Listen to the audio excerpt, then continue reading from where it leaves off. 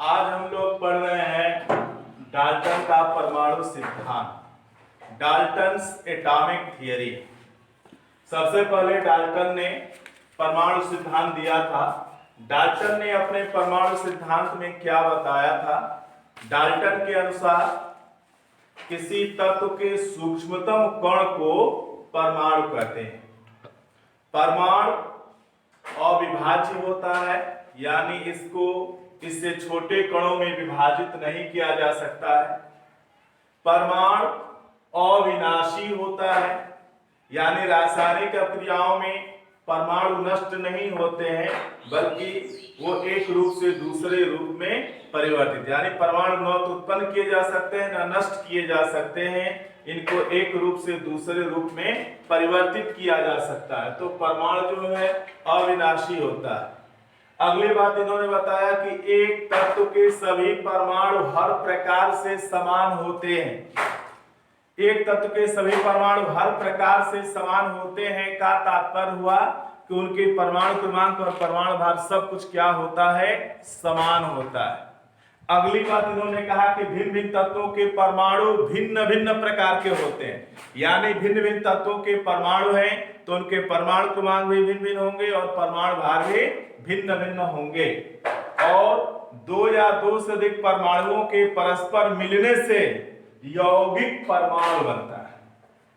यह डाल्टन के समय बताया गया था कि जब दो या दो से अधिक परमाणु परस्पर सहयोग करेंगे तो उनके सहयोग करने से क्या बनेगा? जो इकाई बनेगी उसका नाम दिया गया यौगिक परमाणु। बाद में आधुनिक खोज हुए और उन खोजों के आधार पर डाल्टन के परमाणु सिद्धांत में संशोधन करना पड़ा और संशोधन के बाद जो सिद्धांत आया उसका नाम रखा गया आधुनिक परमाणु सिद्धांत या आधुनिक सिद्धांत हम कह सकते हैं। तो आधुनिक परमाणु सिद्धांत में, मॉडर्न एटॉमिक थ्योरी में क्या बताया गया? इसमें जो दो तीन बातें हैं उनका खंडन किया गया। जैसे आधुनिक परमाणु सिद्धांत के अनुसार तत्व का सूक्ष्मतम कण परमाणु कहलाता है। परमाणु विभाज्य है। डाल्टन ने बताया था कि परमाणु अविभाज्य है, लेकिन आधुनिक सिद्धांत में बताया गया कि परमाणु विभाज्य है, यानी परमाणु को इससे भी छोटे कणों में विभाजित किया जा सकता है। और परमाणु को जिन छोटे कणों में विभाजित किया जा सकता है वो मुख्य कण है, अस्थायी कण है, इलेक्ट्रॉन, प्रोटॉन और न्यूट्रॉन। और इन इलेक्ट्रॉन, प्रोटॉन, न्यूट्रॉन को कहा गया है मूल कण। वैसे मूल कण दो प्रकार के होते हैं, एक होता है अस्थायी मूल कण और एक होता है अस्थायी मूल कण। अस्थायी मूल कण में इलेक्ट्रॉन, प्रोटॉन, न्यूट्रॉन आते हैं और जो अस्थायी मूल कण होता है उसमें आपका आता है मेसान आता है, पॉजिट्रॉन आता है, न्यूट्रिनो है, एंटी न्यूट्रिनो। ये कण positron, Mason, neutrino, anti neutrino ये अस्थायी मूल कण होते हैं। अगली बात, आधुनिक सिद्धांत के अनुसार परमाणु अविनाशी है। यहां पर भी परमाणु अविनाशी नष्ट नहीं होता है। जो अगली बात है, डाल्टन ने बताया था कि एक तत्व के सभी परमाणु हर प्रकार से समान होते हैं। आधुनिक सिद्धांत में इसका खंडन किया गया। एक तत्व के सभी परमाणु हर प्रकार से समान नहीं होते, अर्थात उनके परमाणु क्रमांक और परमाणु भार सभी समान नहीं हो सकते। तो एक तत्व के वे परमाणु जिनके परमाणु क्रमांक समान होते हैं किंतु परमाणु भार यानी द्रव्यमान संख्या भिन्न भिन्न होता है, उन परमाणुओं को कहा गया है समस्थानिक। उनको समस्थानिक कहते हैं। यानी डाल्टन के परमाणु सिद्धांत में समस्थानिकों की खोज नहीं हुई थी, लेकिन जब आधुनिक सिद्धांत आया तो यहीं पर समस्थानिक शब्द आया। जैसे कार्बन के 3 समस्थानिक होते हैं, कार्बन 612, 613, 614।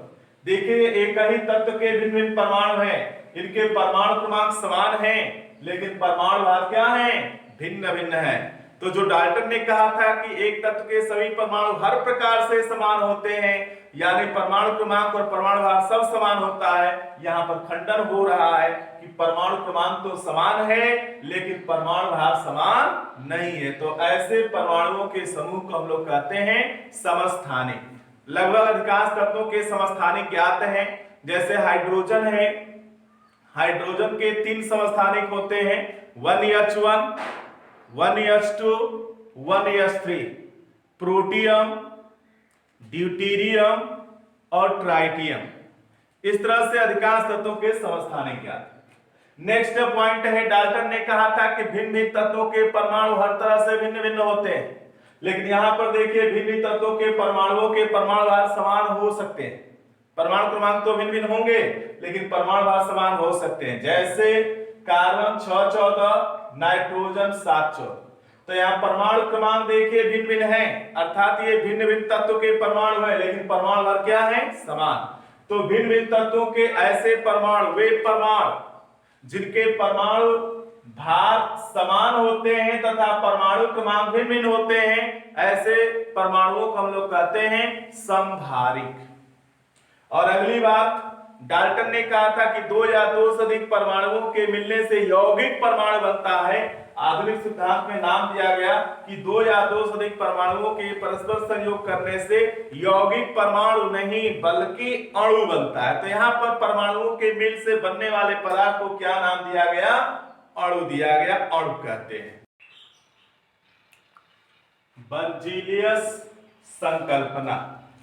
बर्जीलियस कॉन्सेप्ट क्या है कि समान ताप तथा दाब पर गैस के समान आयतन में परमाणुओं की संख्या समान होती है। यह बर्जीलियस का सिद्धांत है। बर्जीलियस ने बताया कि 2 भिन्न भिन्न गैसें हों, उनके ताप और दाब समान हो तो उनके समान आयतन में उनके परमाणुओं की संख्या समान होती है।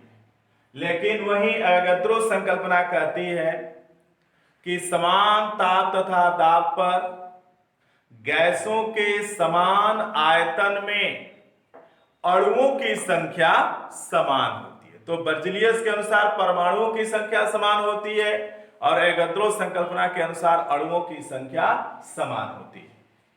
अब कोई यौगिक दिया हुआ है, उस यौगिक में किसी तत्व की प्रतिशत मात्रा निकालनी हो तो हम कैसे निकालते हैं?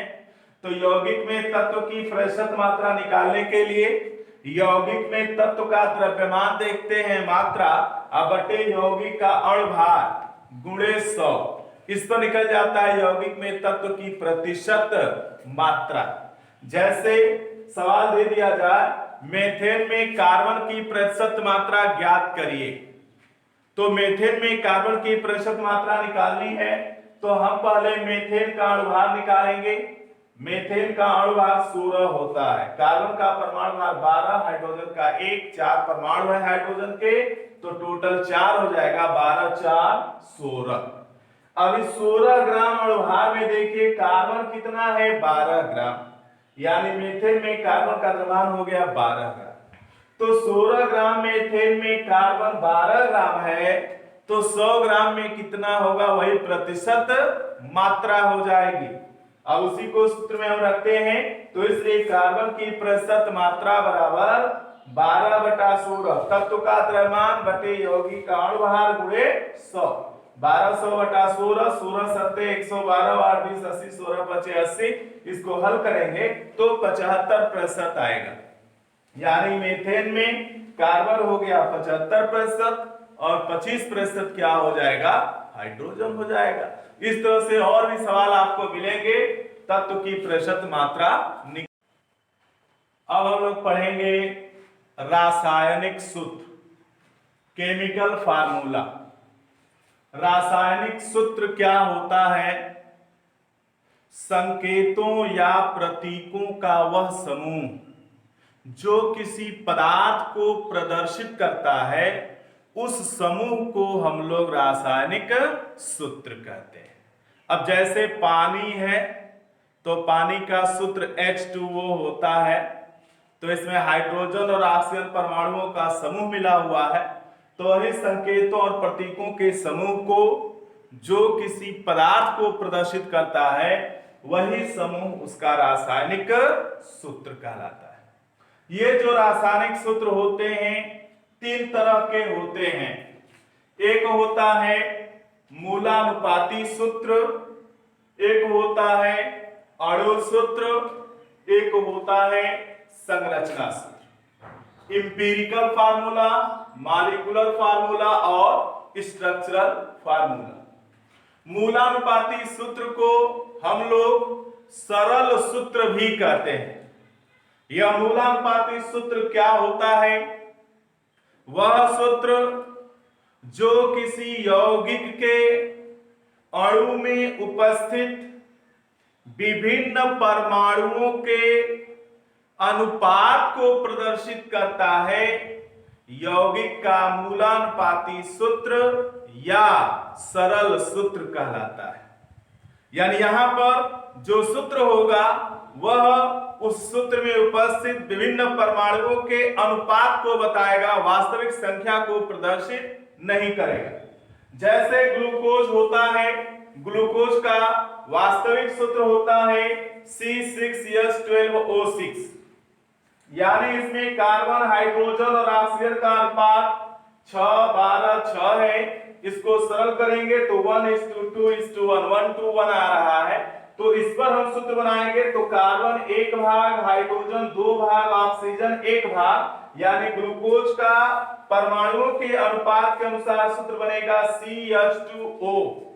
अर्थात यह CH2O ग्लूकोज का कौन सा सूत्र कहलाएगा? मूलानुपाती सूत्र कहलाएगा। यह परमाणुओं के अनुपात को प्रदर्शित कर रहा है। अगर 6 से हम गुणा कर दें तो फिर यह सूत्र हमको मिल जाएगा। दूसरा सूत्र होता है अणु सूत्र, मॉलिक्यूलर फार्मूला। अणु सूत्र वह सूत्र जो किसी यौगिक के अणु में उपस्थित विभिन्न परमाणुओं की वास्तविक संख्या को प्रदर्शित करता है, उस यौगिक का अणु सूत्र कहलाता है। यहां पर एक भी परमाणु इधर-उधर नहीं होंगे, एकदम सही वास्तविक संख्या को इंगित करेगा, वही कहलाएगा अणु सूत्र। जैसे ग्लूकोज है तो C6H12O6 यह ग्लूकोज का कहलाता है अणु सूत्र। मेथेन है उसका अणु सूत्र CH4 हो गया। एसिटिक अम्ल है उसका अणु सूत्र CH3COOH हो गया। इस तरह से। और अगला है संरचना सूत्र। संरचना सूत्र स्ट्रक्चरल फार्मूला, वह सूत्र जो किसी यौगिक के अणु में उपस्थित विभिन्न परमाणुओं की संरचनात्मक व्यवस्था को प्रदर्शित करता है, वह उस यौगिक का संरचना सूत्र कहलाता है। यानी उस अणु में किस परमाणु के साथ कौन सा परमाणु किस तरह से बंधा हुआ है, जुड़ा हुआ है, उस संरचनात्मक व्यवस्था को अगर प्रदर्शित करने वाला कोई सूत्र है तो वह कहलाएगा उसका संरचना सूत्र। जैसे मेथेन का अणु सूत्र CH4 होता है, लेकिन संरचना सूत्र हम बनाएंगे तो पाएंगे कि कार्बन के साथ 4 हाइड्रोजन एकल बंध के द्वारा बंधे हुए हैं। तो यह सूत्र हो गया मेथेन का संरचना सूत्र। अगर हमको मूलानुपाती सूत्र मालूम हो तो इसकी सहायता से अणु सूत्र ज्ञात करना हो तो हम कैसे ज्ञात करते हैं? उसके लिए एक सूत्र होता है यौगिक का अणु सूत्र बराबर यौगिक का मूलानुपाती सूत्र का n गुना लेते हैं। और यह n क्या होता है? n होता है यौगिक का अणु भार बटे यौगिक का मूलानुपाती सूत्र भार। यानी पहले हम यौगिक का मूलानुपाती सूत्र निकालेंगे और मूलानुपाती सूत्र जो निकलेगा उसके अनुसार जो उसका अणु भार आएगा, सूत्र भार आएगा, वह कहलाएगा यौगिक का मूलानुपाती सूत्र भार।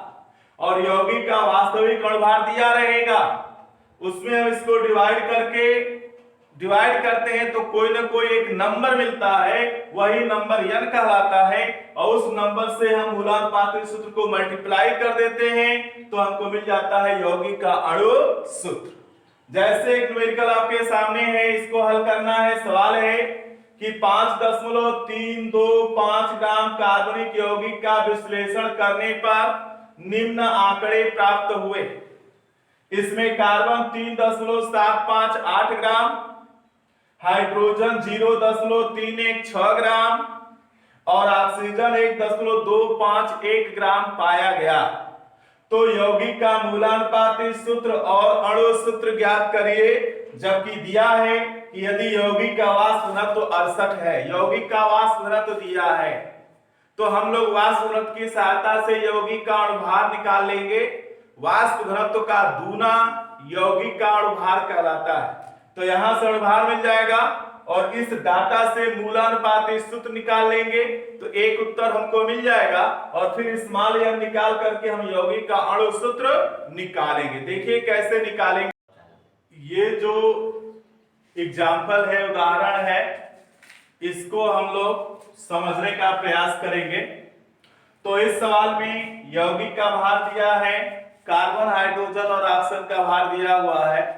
तो यौगिक के द्रव्यमान और इन तत्वों के द्रव्यमान के सहायता से हम उन तत्वों की प्रतिशत मात्रा निकाल लेंगे कि 5.325 ग्राम यौगिक में कार्बन इतना ग्राम है, 3.758 ग्राम, तो 100 ग्राम यौगिक में कितना होगा? तो 3.758 बटे 5.325 गुणे 100। इसी तरह से हाइड्रोजन और ऑक्सीजन इसको निकालेंगे तो आएगा 70.57%, 5.93% और 23.49%। प्रतिशत मात्रा निकल गया। संयोग से इस सवाल में प्रतिशत मात्रा नहीं दिया है, मात्रा दिया है, नहीं तो सामान्यतः सवालों में प्रतिशत मात्रा दिया रहता है। तो अगर प्रतिशत मात्रा दिया है तब यहां से हम स्टार्ट करते हैं। तो मूलानुपाती सूत्र निकालने के लिए एक तालिका बनानी पड़ती है। उसमें पहले लेते हैं तत्व, दूसरे क्रम पर होता है प्रतिशत मात्रा, तीसरे क्रम पर होता है परमाणु भार, चौथे क्रम पर आपेक्षिक संख्या और पांचवें क्रम पर सरल अनुपात। हमारे पास तत्व है कार्बन, हाइड्रोजन, ऑक्सीजन। प्रतिशत मात्रा हमने निकाल लिया, उनके सामने लिख लिया। इनका परमाणु भार कार्बन का 12, हाइड्रोजन का 1, ऑक्सीजन का 16। अब आपेक्षिक संख्या निकालना होता है, रिलेटिव नंबर। तो आपेक्षिक संख्या निकालने के लिए जो तत्व की प्रतिशत मात्रा होती है उस प्रतिशत मात्रा में परमाणु भार से भाग दिया जाता है। तो प्रतिशत मात्रा में परमाणु भार से भाग देंगे तो हमारा वैल्यू निकल करके आ गया 5.88, 5.93, 1.46। अब सरल अनुपात निकालने के लिए क्या किया जाता है?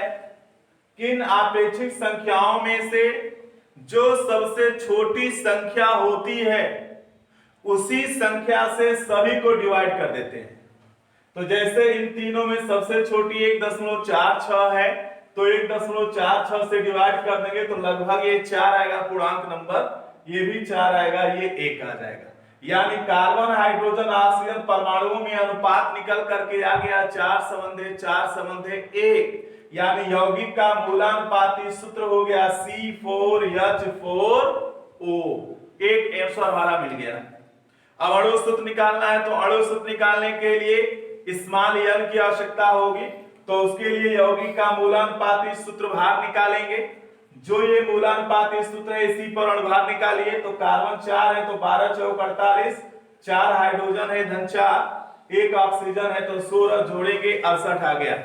यौगिक का वाष्प घनत्व दिया है तो हम यौगिक का वास्तविक अणुभार निकाल सकते हैं। 2 गुणे वाष्प घनत्व तो 136 आ गया। अब स्मॉल n निकालने के लिए अणुभार में मूलानुपाती सूत्र भार से डिवाइड किया जाता है, भाग दिया जाता है। तो अणुभार 136 है, मूलानुपाती सूत्र भार 68 है, इससे डिवाइड करेंगे तो n का मान 2 आ गया। तो इसलिए यौगिक का अणु सूत्र हो जाएगा मूलानुपाती सूत्र का NaS यानी ट्वाइस, C4H4O का ट्वाइस। तो 2 से मल्टीप्लाई कर देंगे तो C8H8O2 ये हो जाएगा यौगिक का मूलानुपाती सूत्र, सॉरी अणु सूत्र। तो हमको मूलानुपाती सूत्र भी मिल गया और यौगिक का अणु सूत्र भी मिल गया। इस तरह से इस सवाल को हम लोग हल कर सकते। रासायनिक समीकरण, रासायनिक समीकरण क्या होता है? किसी रासायनिक क्रिया में भाग लेने वाले अभिकारकों तथा रासायनिक क्रिया में बनने वाले उत्पादों को संकेतों और सूत्रों की सहायता से प्रदर्शित करना रासायनिक समीकरण कहलाता है। जैसे हाइड्रोक्लोरिक अम्ल है, कास्टिक सोडा से क्रिया करके नमक बनाता है, लवण और जल बनता है, उसको हम लिख सकते हैं HCl धन NaOH, और ये रिएक्शन एरो है और NaCl धन H2। तो इस रिएक्शन एरो के पहले जो भाग रहता है वो अभिकारक कहलाता है, रिएक्टेंट, और एरो के बाद वाला उत्पाद कहलाता है, प्रोडक्ट कहलाता है। तो ये अभिकारक और ये उत्पाद हो गए। तो यह संकेत सूत्र जो है एक रासायनिक समीकरण को प्रदर्शित करते हैं। अगला चीज है सीमांत अभिकर्मक, लिमिटिंग रिएजेंट। सीमांत अभिकर्मक किसे कहते हैं? सीमांत अभिकर्मक किसी रासायनिक अभिक्रिया में जो अभिकर्मक पूर्णतः समाप्त हो जाता है, यानी जो पहले खर्च हो जाता है, तो जो अभिकर्मक पूर्णतः समाप्त हो जाता है तो उस अभिकर्मक को हम लोग सीमांत अभिकर्मक कहते हैं। क्योंकि जब एक अभिकर्मक पूर्णतः समाप्त हो जाएगा तो फिर आगे क्रिया नहीं होगी, क्योंकि जब सब अभिकर्मक रहेंगे तभी न क्रिया होगी। कोई एक अभिकर्मक समाप्त हो गया तो फिर अब क्रिया नहीं होगी, तो वह क्रिया को क्या करता है? रोक देता है, यानी क्रिया के लिए वह अभिकर्मक उत्तरदायी है, इसलिए उसको कहते हैं सीमांत अभिकर्मक, जो कम मात्रा में होता है, जो पहले या पूर्णतः समाप्त हो जाता है क्रिया के दौरान। और जो अभिकर्मक शेष बचा रहता है उसको हम लोग आधिक्य अभिकर्मक कह सकते हैं। आधिक्य अभिकर्मक, जैसे एक एग्जांपल है यहाँ पर A धन B, इससे बन रहा है AB। अभिक्रिया से पूर्व हमने पदार्थ A 10 मोल लिया हुआ है, अभिक्रिया से पूर्व। अभिकारक जो B है ये 5 मोल लिया गया है। अभिक्रिया अभी नहीं हो रही है तो उत्पाद जो AB है वह 0 मोल है। अब अभिक्रिया शुरू हो गई और क्रिया होते होते या अभिकर्मक जो B है पूर्णतः समाप्त हो गया, 5 मोल पूरा खर्च हो गया। तो रिएक्शन पैटर्न कह रहा है कि 1 मोल A 1 मोल B क्रिया करेगा तो 1 मोल AB बनाएगा। तो उसी आधार पर 5 मोल B 5 मोल A से क्रिया करेगा पूर्णतः, तो 5 मोल AB बनेगा। यानी A का कितना बचा क्रिया के पश्चात? 5 मोल, और B का कितना बचा? 0 मोल, क्योंकि 5 मोल पूरा खर्च हो गया। और AB कितना बना? 5 मोल बना। तो यहां पर कौन सा अभिकर्मक पूर्णतः समाप्त हो गया अभिक्रिया के दौरान? तो B। इसलिए इस अभिक्रिया में B क्या हो गया? सीमांत अभिकर्मक। और चूंकि A का अभी 5 मोल बचा है, इसका मतलब A B की तुलना में अधिकता में उपस्थित है, इसलिए A को हम कह सकते हैं आधिक्य अभिकर्मक। अगले चीज हम लोगों को पढ़ना है सांद्रता, कंसंट्रेशन। सांद्रता किसे कहते हैं? किसी विलयन के एकांक आयतन में विलीन विलेय की मात्रा विलयन की सांद्रता कहलाती है। यानी विलयन की सांद्रता निकालना हो तो आप कह सकते हैं सांद्रता बराबर विलेय की मात्रा, विलेय की मात्रा बटे विलयन का आयतन। एकांक आयतन में विलीन विलेय की मात्रा विलयन की क्या कहलाती है? सांद्रता कहलाती है। सांद्रता को व्यक्त किया जाता है, इसको प्रदर्शित किया जाता है 2 प्रकार से। 2 यूनिट है, एक भौतिक यूनिट और एक रासायनिक यूनिट। भौतिक यूनिट में सांद्रता को व्यक्त करते हैं भार प्रतिशतता के रूप में, भार प्रतिशतता। दूसरा है आयतन प्रतिशतता। तीसरा है ppm में सांद्रता। भार प्रतिशतता, आयतन प्रतिशतता और ppm में सांद्रता। रासायनिक यूनिट में आपका होता है ग्राम प्रति लीटर सांद्रता, नॉर्मलता के पदों में मोलरता के पदों में, मोलरता के पदों में, मोल प्रभाज के पदों में और फॉर्मलता के पदों में। ये रासायनिक यूनिट में है। ग्राम प्रति लीटर में हम सांद्रता को प्रदर्शित कर सकते हैं नॉर्मलता के रूप में, मोलरता के रूप में, मोलरता के रूप में, मोल प्रभाज के रूप में और फॉर्मलता के रूप में। अब यहां सबसे पहले भार प्रतिशतता देखिए। भार प्रतिशतता किसे कहते हैं? भार प्रतिशतता, इसको W/W भी कहा जाता है या भारानुसार। भार प्रतिशतता यानी यहां पर बिलियन का भार होगा, विलेय का भार होगा और प्रतिशतता है तो 100 पर निकाला जाएगा।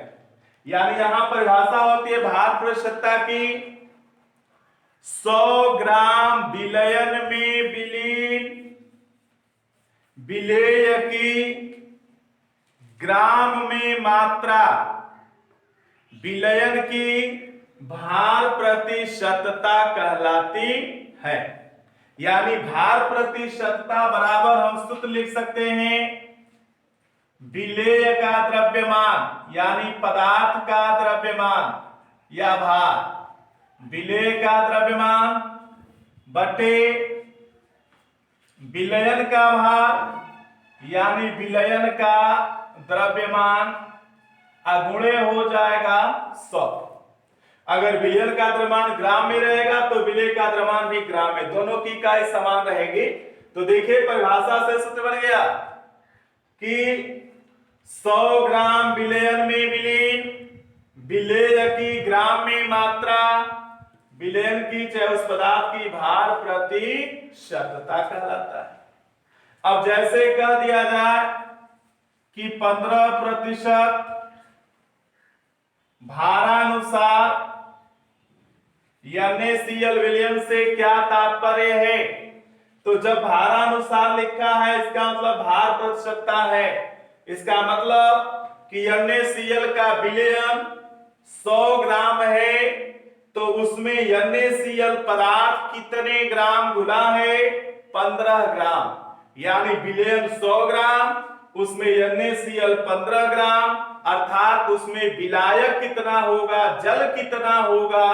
तो 100 में से 15 घटा दीजिए तो 85 ग्राम विलायक हो गया। क्योंकि विलेय और विलायक ये दोनों मिलेंगे तो क्या बनाएंगे? विलयन बनाएंगे। तो ये हो गया भार प्रतिशतता। दूसरा आपका है आयतन प्रतिशतता। तो आयतन प्रतिशतता में देखिए, आयतन प्रतिशतता यही चीज रहेगी, द्रव्यमान के जगह पर आयतन हो जाएगा। यानी 100 मिली विलयन में विलीन विलेय के मिलीलीटरों की संख्या विलयन की आयतन प्रतिशतता कहलाती है। यानी आयतन प्रतिशतता बराबर हो जाएगा विलेय का आयतन मिलीलीटर में, विलेय का आयतन मिलीलीटर में बटे विलयन का आयतन मिलीलीटर में गुणे 100। यह हो जाएगा आयतन प्रतिशतता। अगर मिलीलीटर न लें, दोनों का आयतन लीटर में लेंगे तभी वही वैल्यू आएगा। यानी 100 मिली विलयन में विलीन विलेय के मिलीलीटरों की संख्या अथवा 100 लीटर विलयन में विलीन विलेय के लीटरों की संख्या विलयन की आयतन प्रतिशतता कहलाता है। इसको V/V लिखा जाता है या आयतन के अनुसार। जैसे 20% आयतनानुसार H2SO4 विलयन, ये कह दिया जाए 20% आयतनानुसार H2SO4 विलयन का क्या अर्थ है? तो यहां पर अर्थ हो जाएगा कि H2SO4 विलयन 100 मिली है और उस विलयन में H2SO4 कितना विलीन है, घुला है, तो 20 मिली, अर्थात 100 मिली विलयन H2SO4 20 मिली, तो उसमें जल कितना मिलाया गया है, यदि वह जलीय विलयन है तो 100 - 20 यानी 80 मिली जल है। ये कहलाएगा आयतन प्रतिशतता। इसके बाद पीपीएम में सांद्रता, पीपीएम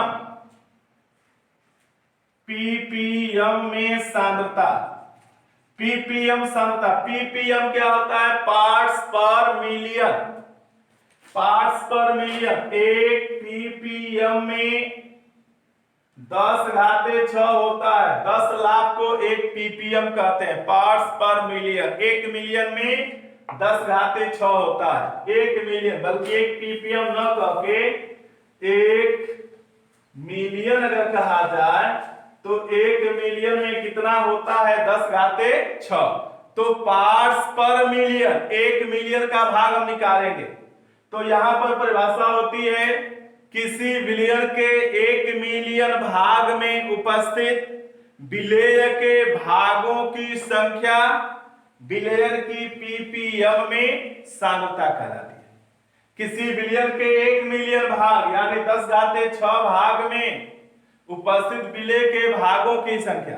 तो अब भाग इसलिए कह रहे हैं कि वहां पर आप द्रव्यमान भी ले सकते हैं, आयतन भी ले सकते हैं, मोल भी ले सकते हैं। अगर द्रव्यमान लेंगे तो हम सूत्र ऐसे लिख सकते हैं कि पीपीएम में सांद्रता बराबर विलेय का द्रव्यमान बटे विलयन का द्रव्यमान गुणे 10⁻6। तो 10⁻6 भाग विलयन में उपस्थित विलेय के भागों की संख्या या मात्रा उसकी पीपीएम में सांद्रता कहलाती है। अगर आयतन लेंगे तो विलेय का आयतन बटे विलयन का आयतन गुणे 10⁻6 हो जाएगा। अगर मोल लेंगे तो विलेय के मोलों की संख्या बटे विलयन के मोलों की संख्या गुणे 10⁻6। तो ये तीनों पर सेट हो जाता है पीपीएम में सांद्रता। जैसे दे दे कोई पदार्थ कि उसका विलयन 10 पीपीएम विलयन है, उसका क्या अर्थ है, तो इसका मतलब हुआ कि उस विलयन के 10⁻6 भाग में वह पदार्थ 10 भाग है, वही 10 पीपीएम कहलाएगा। ठीक है। अब इसके बाद रासायनिक यूनिट में सांद्रता को हम लोग कैसे व्यक्त करते हैं, इसको देखिए। तो सबसे पहले ग्राम प्रति लीटर सांद्रता, ग्राम प्रति लीटर सांद्रता किसे कहते हैं, देखिए सूत्र से निकल जाएगा। ग्राम प्रति लीटर, 1 लीटर विलयन में उपस्थित विलेय की ग्राम में मात्रा। परिभाषा है कि 1 लीटर विलयन में विलीन विलेय की ग्राम में मात्रा विलयन की ग्राम प्रति लीटर सांद्रता कहलाती है। अर्थात ग्राम प्रति लीटर सांद्रता बराबर हो जाएगा विलेय का द्रव्यमान ग्राम में बटे विलयन का आयतन लीटर में। यह सूत्र हो गया ग्राम प्रति लीटर सांद्रता का। ग्राम प्रति लीटर सांद्रता के बाद अगली चीज है नार्मलता। इसको कैपिटल एन से प्रदर्शित किया जाता है, नार्मलता यानी नॉर्मैलिटी। नार्मलता क्या होती है, 1 लीटर विलयन में विलीन, 1 लीटर विलयन में विलीन विलेय के ग्राम तुल्यांकों की संख्या विलयन की नार्मलता कहलाती है। यानी 1 लीटर विलयन में पदार्थ के जितने ग्राम तुल्यांक घुले हैं वही उसकी कहलाती है नार्मलता। यानी नार्मलता बराबर हो जाएगा विलेय के ग्राम तुल्यांक, विलेय के ग्राम तुल्यांक बटा विलयन का आयतन लीटर। ये हो गया विलयन की नॉर्मलता, इसको कैपिटल एन से प्रदर्शित किया जाता है। ग्राम तुल्यांक निकालने के लिए हम लोग जानते हैं पदार्थ के भार में पदार्थ के तुल्यांकी भार से भाग दे दिया जाए तो पदार्थ के भार में पदार्थ के तुल्यांकी भार से भाग देने पर क्या निकलता है, ग्राम तुल्यांक निकलता है। अब यदि किसी विलयन की नॉर्मलता 1 हो तो उस विलयन को हम लोग कहेंगे नॉर्मल विलयन। 1n यानी 1 नॉर्मलता हो विलयन की तो वह कहलाता है नॉर्मल विलयन। यदि 1/10 हो, जैसे देखिए यदि विलयन की नॉर्मलता 1 हो, 1/10 हो, 1/100 हो, 1/1000 हो या 1/2, तो 1 होने पर उस विलयन का नाम रखा गया है नॉर्मल विलयन। 1/10 होगा तो उस विलयन को कहा जाता है देसी नॉर्मल विलयन। 1/100 होगा तो ये 100वां भाग है नॉर्मल का, तो इसको सेंटी नॉर्मल विलयन कहते हैं। 1/1000 हो तो इसको मिली नॉर्मल विलयन कहते हैं। और 1/2 ये आधा है तो इसको कहा जाता है सेमी नॉर्मल विलयन। थोड़ा सा ध्यान दीजिएगा, सेंटी और सेमी में अंतर है। सेंटी 100वां भाग है, सेमी आधा है, आधा को सेमी भी कहा जाता है या हेमी, तो उसे सेमी नॉर्मल। तो ये संकेत होते हैं कि यदि विलयन की नॉर्मलता 1 है तो नॉर्मल विलयन। पूछ दिया जाता है कि नॉर्मल विलयन किसे कहते हैं, तो आपका जवाब हो जाएगा कि वह विलयन जिसकी नॉर्मलता 1 होती है उसे नॉर्मल विलयन कहते हैं। देसी नॉर्मल विलयन किसे कहते हैं, वह विलयन जिसकी नॉर्मलता 1/10 होती है। Centi normal 1/100। इस तरह से आपका ये विलयन विभिन्न प्रकार के हो गए। नॉर्मलता के बाद अगली चीज आती है मोलरता। मोलरता देखिए क्या होता है, मोलरता इसको कैपिटल एम से प्रदर्शित करते हैं, मोलरिटी। मोलरता होता है 1 लीटर विलयन में विलीन विलेय के मोलों की संख्या विलयन की मोलरता कहलाती है। जैसे 1 लीटर विलयन में ग्राम तुल्यांक की संख्या नॉर्मलता कहलाती है, उसी तरह 1 लीटर विलयन में उपस्थित विलेय के मोलों की संख्या विलयन की मोलरता। यानी मोलरता बराबर हो जाएगा विलेय के मोलों की संख्या, विलेय के मोलों की संख्या बटे विलयन का आयतन लीटर। 1 लीटर विलयन में विलीन विलेय के मोलों की संख्या विलयन की मोलरता कहलाती है। और हम लोग पीछे से जान रहे हैं मोलों की संख्या कैसे निकालते हैं। पदार्थ के भार में पदार्थ के अणु भार से भाग दे दिया जाए तो उस पदार्थ का मोल निकल जाएगा। तो उस तरह से हम मोल निकाल के आयतन से डिवाइड कर देंगे, मोलरता निकल जाएगी। यानी मोलरता की इकाई हो जाएगी मोल प्रति लीटर। इसको कैपिटल एम से प्रदर्शित करते हैं। जैसे नॉर्मलता के केस में था उसी तरह से मोलरता के केस में यदि विलयन की मोलरता 1 होती है तो उस विलयन को कहते हैं मोलर विलयन। यदि विलयन की मोलरता 1/10 होती है तो उसको डेसी मोलर विलयन कहते हैं। यदि विलयन की मोलरता 1/100 होगी तो उसको सेंटी मोलर विलयन कहेंगे। यदि विलयन की मोलरता 1/1000 होगी तो उसको मिली मोलर विलयन कहेंगे।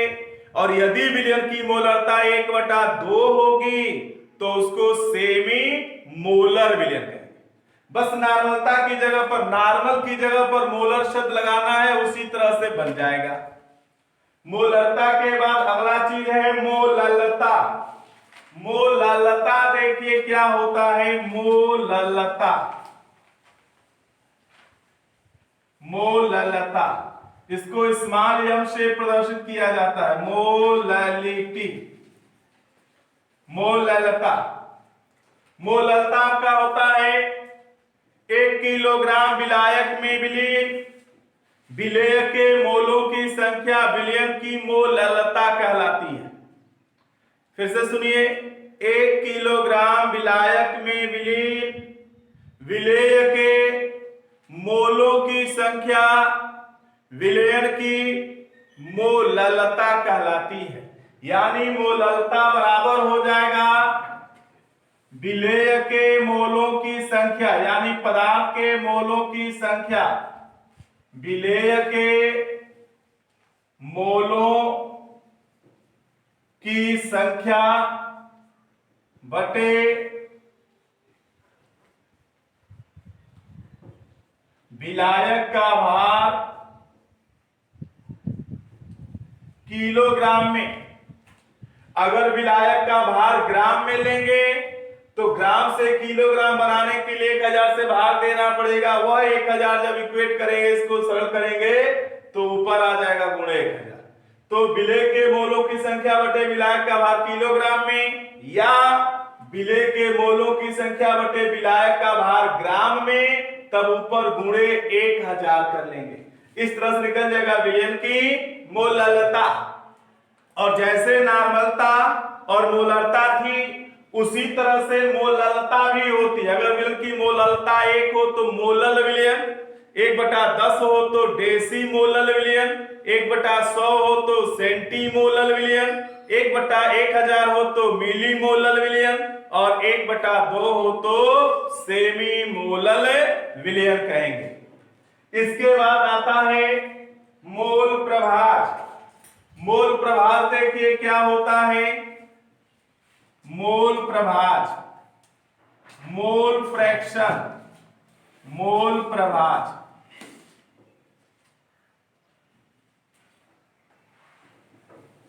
मोल प्रभाज आपका क्या होता है? Mole fraction. मोल प्रभाज होता है किसी विलयन में उपस्थित किसी घटक के मोलों की संख्या तथा विलयन में उपस्थित कुल मोलों की संख्या का अनुपात उस घटक का मोल प्रभाज कहलाता है। विलयन में 2 घटक होते हैं, एक विलेय होता है, एक विलायक होता है। सामान्यतः विलेय की मात्रा कम रहती है, विलायक की मात्रा अधिक रहती है।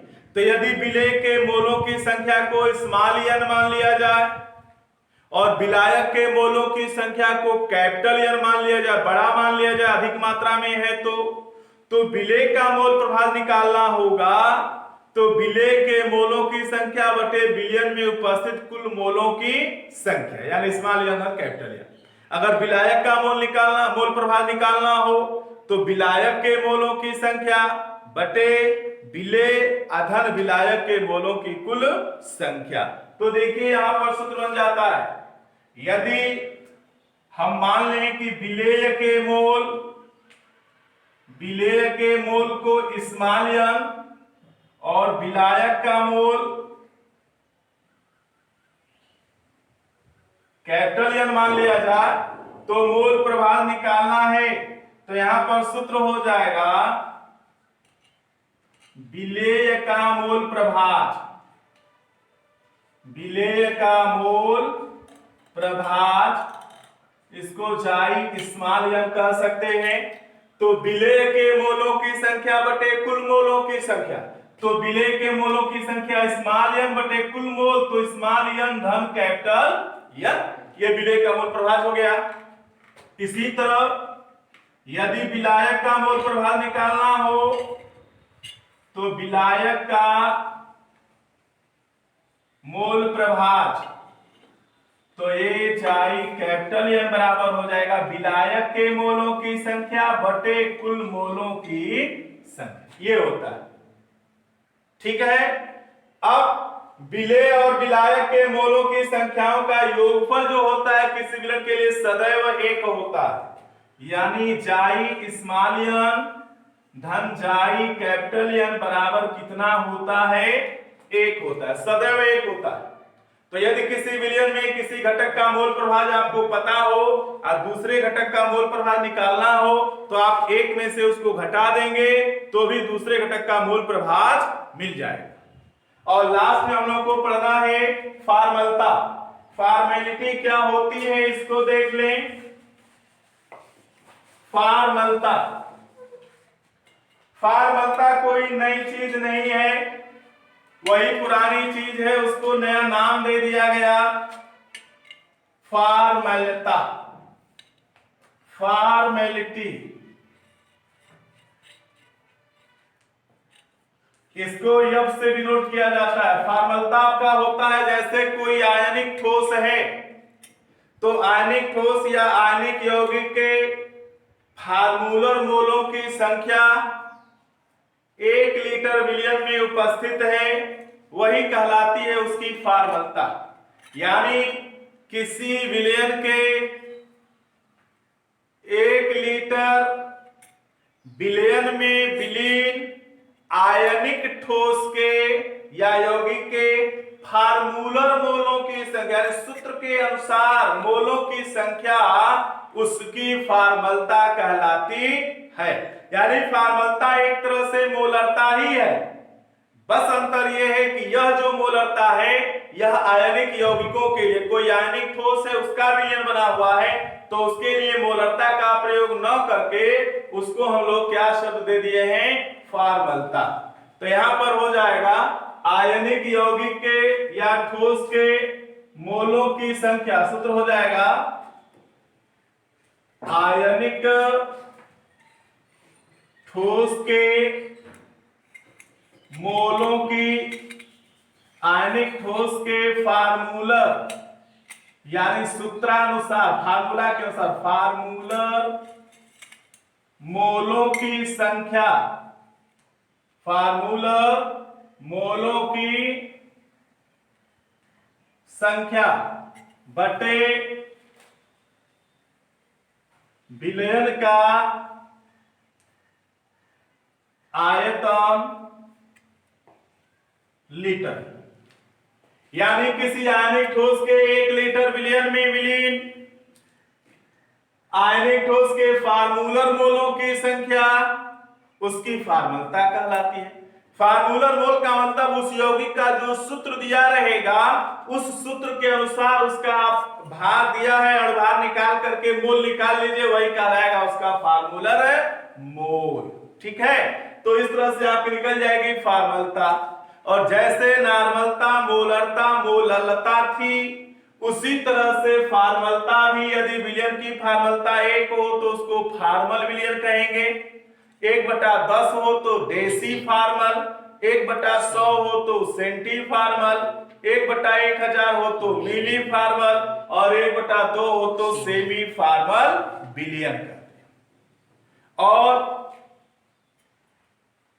इस तरह से इस पर ढेर सारे सवाल आपको मिलेंगे, न्यूमेरिकल प्रॉब्लम मिलेंगे। यह पहला चैप्टर हम लोग का समाप्त हो गया। इसके बाद हम लोग कुछ न्यूमेरिकल्स